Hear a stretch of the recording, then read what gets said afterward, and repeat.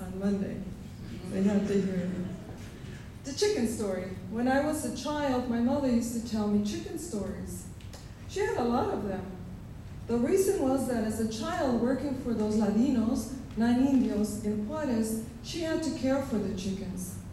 One time, my mother said she was very hungry, but very hungry. Although it was her responsibility to collect the eggs from the hens, she herself was prohibited from having any.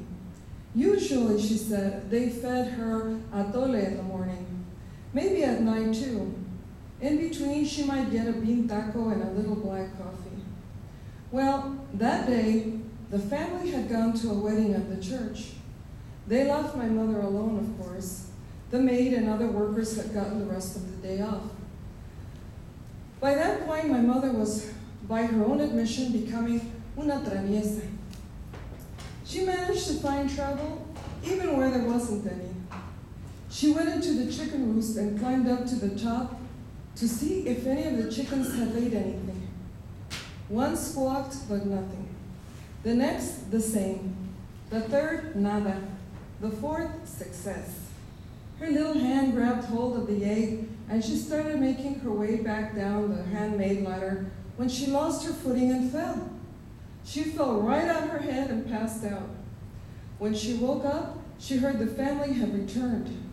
The little girl realized she was doomed. She'd get beaten for trying to steal an egg. So she stayed there without moving and pretended she was dead. Come quick, she heard after a little while.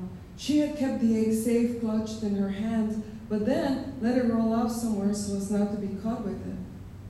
It was the family's little boy who discovered her. She's dead, she's dead, the boy called out.